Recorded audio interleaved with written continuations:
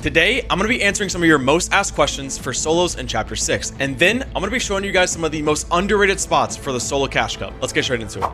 Okay, so the first question we have is from Beast Player 1816. He asked, sword or mask? Well, they're both great, and I'm going to show you guys exactly why, and also how to play them to their fullest extent. Typhoon Blade and Oni Mask. Let's talk about them. First things first, we'll go over the Typhoon Blade here.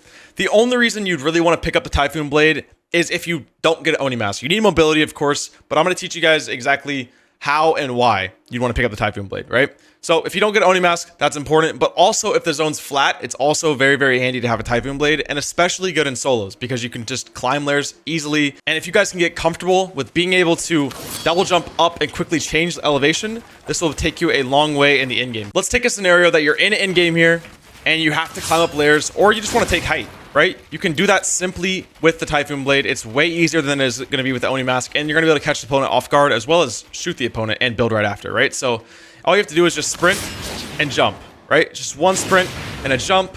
Again, we know we can't do the dash through, so that's not a big deal, but sprint and jump up, right? Even if you're just tarping through your layers here and you want to, someone's cutting you off, you just sprint and jump, and then you can connect, go up, do whatever you do, sprint, jump, come up again, right? These are all things that can be practiced and can be mastered, as well as when you're ramping height. Let's just say you get up on height, you start PGing the player, same thing.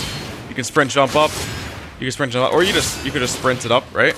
So there's a ton of options of how you can use the Typhoon Blade to take height, and really, it's a beautiful item still. You can also negate fall damage still just by sprinting and dashing off, right? So if you do ever get chopped out, it's no big deal. And still, it has a very, very high use case for solos. And of course, if you have nothing else, you should definitely pick it up. But that's the Typhoon Blade. It's still very useful and especially useful in flat zones. So just make sure you're always checking your zones to see what type of zone it could be. What's the potential third or fourth zone? Is it going to be more hilly or is it going to be more flat? Moving on. So we got the Void Oni Mask, right? That's the other mobility item we have. This thing is absolutely amazing, and this is the most well-rounded mobility item possible. There's a couple things you guys need to know for solos.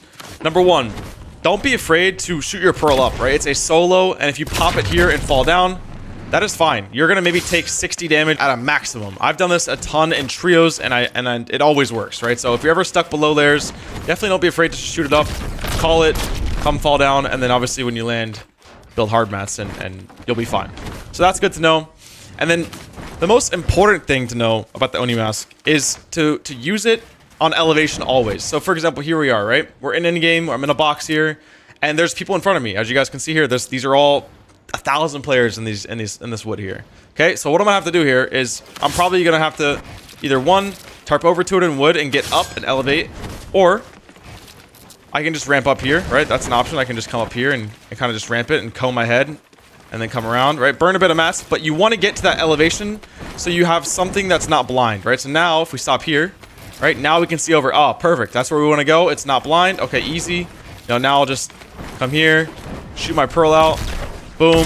I can see where it's going every time. I know what's around it. I know the situation. I know the hills, the trees, whatever I'm landing on is clear to me.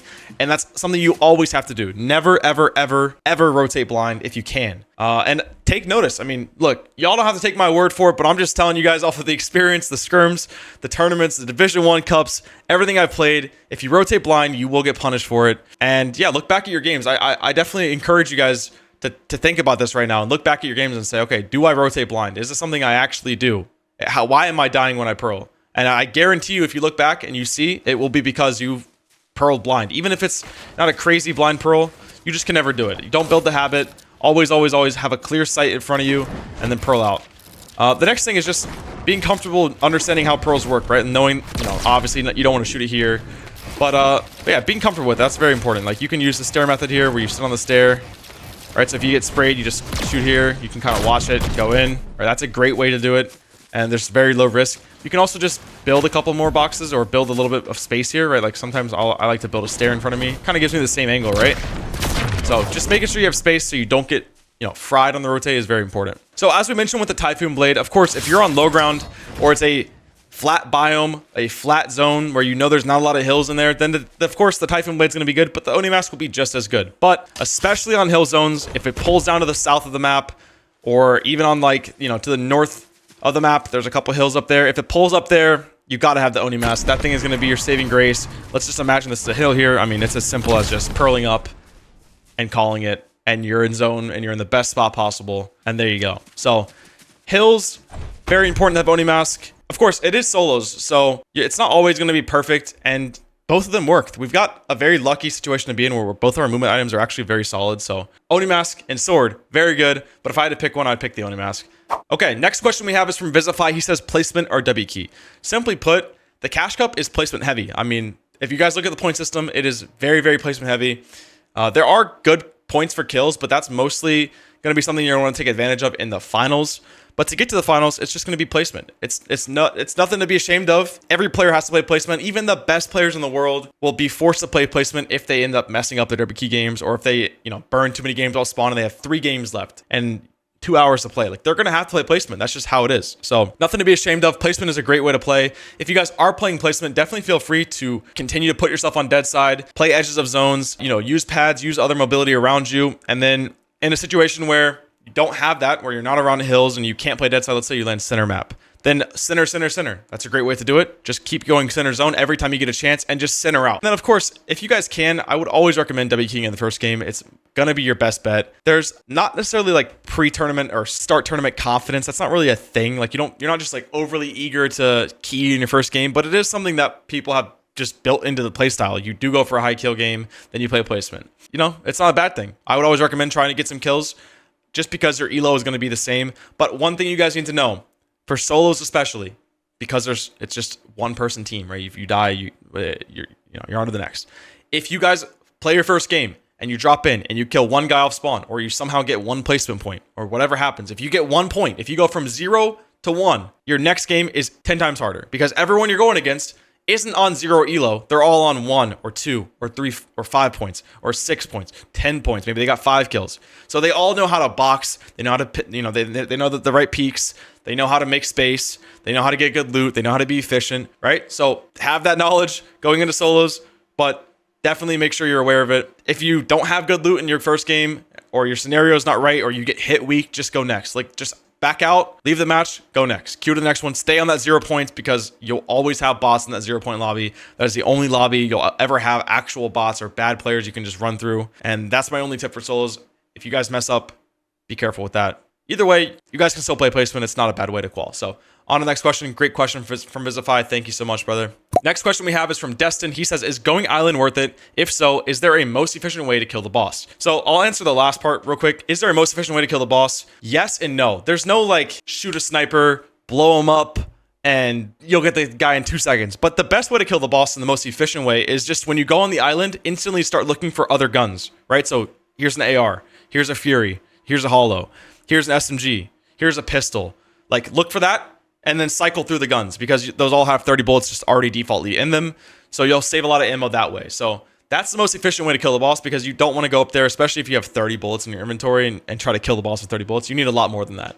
And then, is going for island worth it? Most definitely, yes, because you can get a ton of extra heals, extra shields, extra barrels, and then of course you have free rotates, and just the vision you have from up there is insane. The islands are so much bigger that you really, compared to the islands of the past, you really can't see anybody up there if you're looking from below. And on top of all that, it's very, very scary and almost impossible to take the island once someone's on it first. Because if you guys don't already know, when you do go for the island, when you fly up, it has a slower glide. So as soon as you start to fly up, it's fast. And then as soon as you get to the lip of the island, right where you're basically to the level of the islands, you're just going to start to fly really, really slow. And you basically have to try to land instantly. So if you get there first, you're good. If you don't, you might be dead. So be careful with that. One thing I want to add though, the only way you can avoid that and fix that is by padding.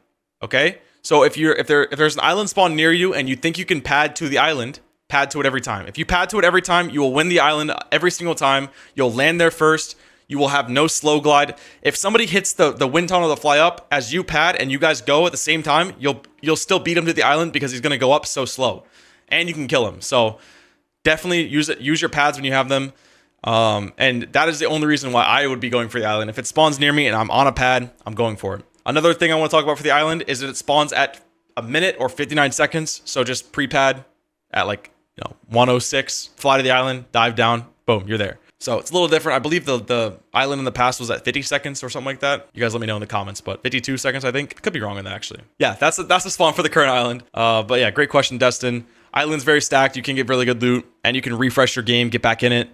And then, yeah, boss, just cycle guns. Or if you have a lot of ammo, you can use your ammo, but be very careful. It does burn a lot of ammo. Okay, moving on to the next question we have from Disguise. He says, where to avoid to get heavy placement in the mid game? Simple. You want to avoid getting yourself stuck in these center zones. Like, you cannot be... I know I've talked about this before, and if you guys are familiar with the terminology, the triangle of death, let me just draw this real quick. You cannot be truly in this area. You cannot be in this area. It is bad. You are in a valley. You are stuck between hills. I mean, we could even expand it over here.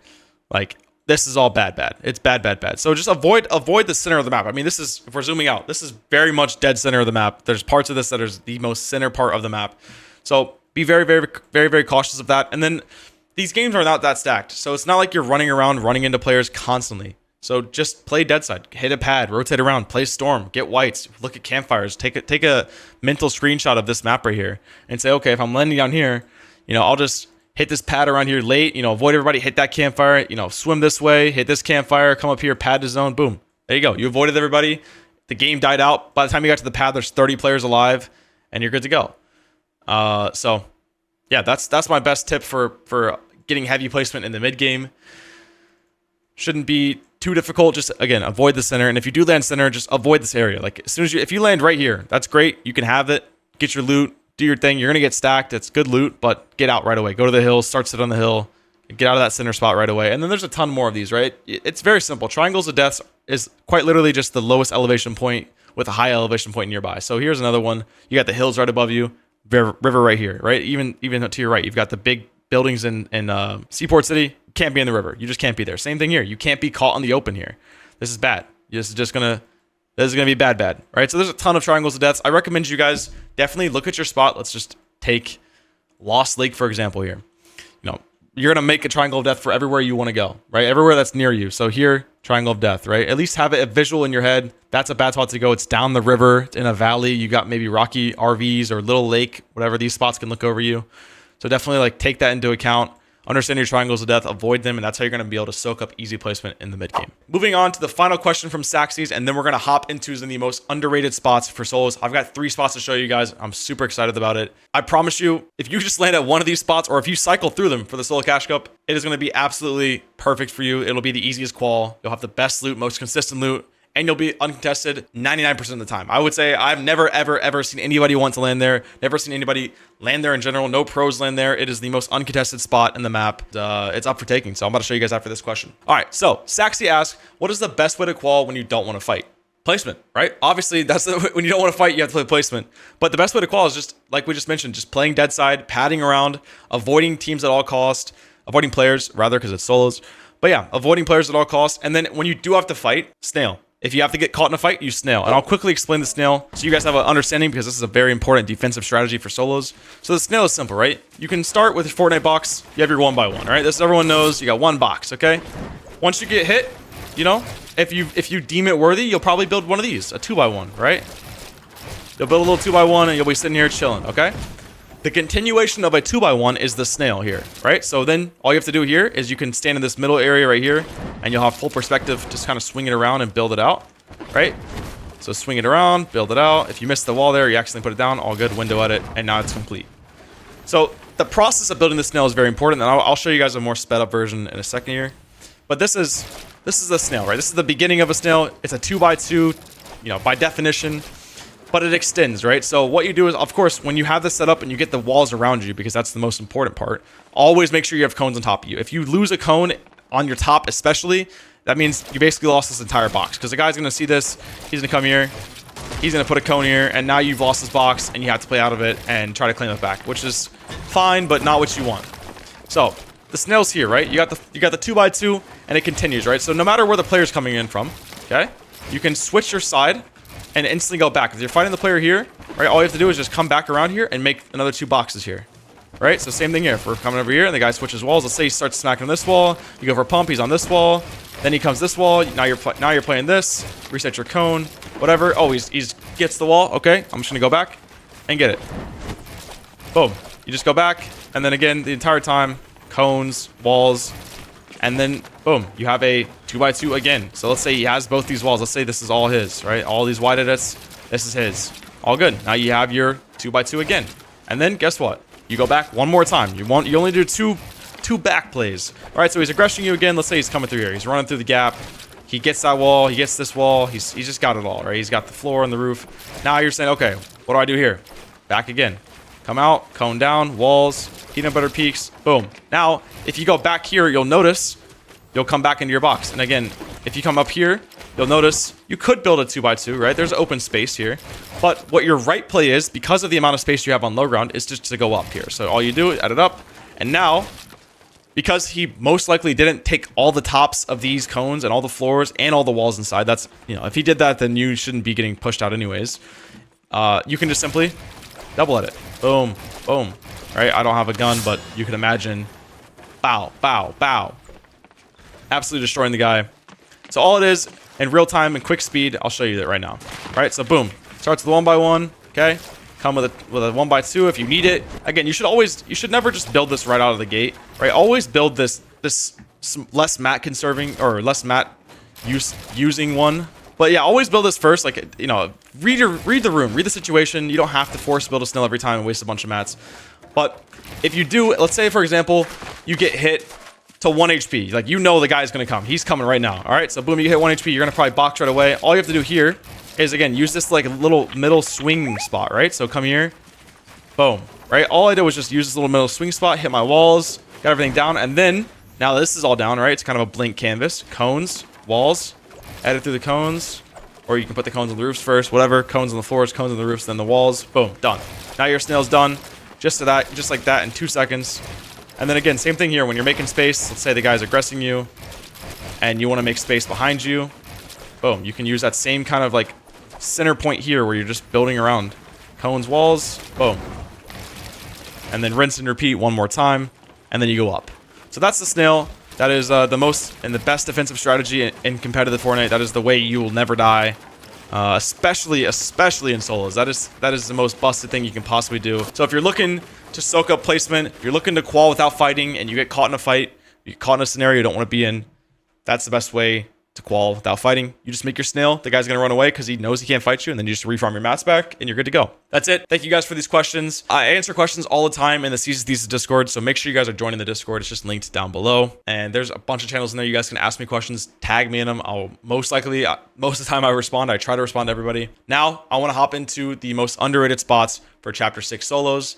So let's get straight into it. Okay, so this first spot is to the bottom left of Shogun Solitude. This is on this little island out here. It's just a small little building with a pad on it, and it is absolutely insane. And let me show you why. So dropping in here is super simple. All you have to do is drop straight into the valley, and there's a valley all around this spot. So your drop should be very easy every single game. And right off the bat, you land, get an elemental chest straight away, couple ammo boxes to count, and then straight up hit the zip line, mantle right up, grab this chest spawn right here and get the one above you. And that's it. This building is done. And now you can move to the back of it. So moving to the back of it here, you can just slide down, careful not to take any fall damage. And there's this little hut here, which has a couple barrels and some chests inside. So this is easy shield, meaning you don't have to waste any shield while you're here, which is the greatest part. And I know you're not going to get to full cap shield, but I'm going to show you exactly what you're going to do next to get full cap shield every single game. So quickly just grab this chest in here and then work your way back. And just look at this loadout already. We have a Pearl, Minis, Bigs, AR ammo is absolutely stacked, and a nice blue shotgun to match. Now you just pad away, glide straight down the coastline here, and you'll go onto this hill here. And this is the next spot. This hill is going to give you 3 chest spawns and barrels to top. So you should be able to get max shield every single game without popping any heals. I do want to mention one thing. There is a shrine on this hill, and that is super important because the sprite shrines are insanely overpowered. So every single game you're able to run minis or big pots and then a shrine if possible, if it spawns. And that is absolutely perfect. This is the best solo spot on the map. Super uncontested. Nobody knows about it. Extremely low key. Once you're done looting the hill with a shrine on it, you can just hit the zipline straight down to the valley. And in this little building, there's a chest spawn below and a chest spawn and ammo box inside. They both didn't spawn, unfortunately, but that's all good. Continue farming your brick down here in the valley if you choose to. If not, you can just hit the zip line right here and go straight up the hill, straight to the high ground. Now that you're up the hill, you're going to run right into a underground tunnel, which is going to have 2 100% chest spawns inside of it, and a third one that is around 50% spawn rate. This, again, is rarely ever looted because who decides to land inside of a tunnel with no mats in the middle of the game? Nobody's going to do this. This is going to be here every single time. So just go ahead and loot this tunnel up, and then once you're done looting it, you can go ahead and hit the zip line and zip line straight into the bird. Now, look at your loadout. I mean, you have almost max mats, and then the bird's going to give you all the metal that you need here, and that's it. Now that you have all your loot, you can choose to third-party bird, or if it's uncontested, you can just get your easy metal every single game. This spot is absolutely beautiful, and it is one of my favorite, most underrated solo spots in this chapter. Okay, for this next solo spot, this one is just outside of Demon Dojo. This one is absolutely insane, and I'm so surprised that Epic Games added this spot. This spot has a slurp truck, a launch pad, elemental chest, and multiple 100% chest spawns, meaning you're going to get guaranteed good loot every single game. And it has a shrine just outside of it. Okay, so once you come down to the ground, what you want to do first is land straight on this slurp truck. This is going to cap your shield out. Of course, we know how that works. And now once you have max shield, you don't have to waste any shield going forward. You can get the couple chest spawns up top here. And also, if you want to farm extra metal, now's your time to do it. There's a lot of good metal up here. All of these gray pipes give around 12 metal each. So if you farm them all, you're going to have around 250 metal total. Once you're done doing that and looting the top, you can go straight to the back here and go right underneath this staircase to get a chest spawn. After this, head straight into this little back building here. And then this is when it gets a little bit tricky. So this is an underground tunnel. This thing is a little confusing if you've never been here before, but let me break it down for you. So first things first, when you drop down here, you'll see a long, narrow hallway. You want to go straight down that hallway. There's a couple floor spawns and a chest spawn right at the end, like you're seeing here. And then once you're done, you just simply go straight back the other way and take a left, then a right, and then a right again. And what you're going to see here, to know you're in the right spot, you're going to see a little dartboard on the wall here. That's how you know you're going in the right direction. All you have to do at that point is turn left and go straight to this little green barrel, chop straight through it, and now you're in the most stacked part of the POI. This thing is absolutely loaded. All of these chest spawns are 100%. They're going to spawn every single game. And the greatest part about this spot is that there is a sword spawn and an elemental chest spawn. This is absolutely insane. If you want to get those boons every single game and you want to have guaranteed mobility, this spot right back here is absolutely perfect. Once you've gone ahead and looted this entire basement up, you can choose to farm your metal here, or you can just hit the zip line up and go straight to your shrine if it spawned that game. For me, it didn't spawn this game. That's all good. Now I'm just going to pad and go straight under this bridge to grab this chest spawn. After that, I'm going to continue to run west using my mobility if I have it. Now you're going to be confronted with this little lake area. This is absolutely perfect for capping out your brick. So if you want to do that, you can do that now. This spot is also super stacked with loot. So if you need extra loot or you didn't get what you wanted somehow, you can do it here. Even if this spot is looted, the greatest part about this area is this giant geyser. This thing shoots you insanely high. You go almost to the sky limit, which means you can fly almost anywhere on the map. This thing is insane. Hit the geyser, go in any direction you want, and take yourself to zone, or you can land somewhere and continue to loot up. Okay, this next spot is just north of Flooded Frogs, right on the outside of it. It's on the coastline here, and it is absolutely insane. This building is super compact, meaning you're going to be able to get your loot extremely fast. It also has a shrine and launch pads around it, as well as 10 barrels just to the outside, which I'm going to show you guys later on. First things first, go ahead and land on the top here. Get this top chest, break straight down to get the chest on the inside. This spot is a little tricky. All you have to do is just break this wall, which is going to break the entire structure, meaning you can get the chest super easily. Once you get that, go straight down, get the interior chest right below it, and continue to loot all the floor loot on the inside. After you've looted the entire interior, just head out this back door here and head straight to the back of the POI. This is going to get you a couple more chest spawns as well as an elemental chest spawn. Now that you're in the backyard, you can look over to your east here after farming this rock, and you can kind of see if this next spot is unlooted or not. If it's unlooted and you still need more loot, this island over here also has chest spawns that are 100% spawn, so there's guaranteed loot on it as well as a pad. Continuing to loot the backyard here, again, get that elemental chest. That's very important if you want to have a boon every single game. This is your go-to spot. After looting the backyard, all you have to do from this point on is just slide down the hill here, straight to this little small island with a boat on the bottom, swim to it, and break all the barrels. This boat is going to get you 100% shield every single game, meaning you don't have to waste any minis. And I mean, just look at this loadout. 6 minis, 3 bigs, and 3 medkits is absolutely insane. Now, all we have to do is just zip line up the hill here and loot these 3 100% chest spawns. After looting this and getting the barrels, your loadout should look absolutely insane, and your mats as well. All that's left to do is run up to this hill here, get this last 100% chest spawn, and if the shrine spawned, you can go ahead and pick up a little blue sprite, put them on your back, and now you're good to go. You're extremely stacked, you have everything you could ever want, and now you can play your game out perfect. Thank you guys so much for watching, and don't forget, I host a Tuesday Thesis every single Tuesday at 2 p.m. CST, so get your gameplay watched, get your questions answered, and I'll see you there.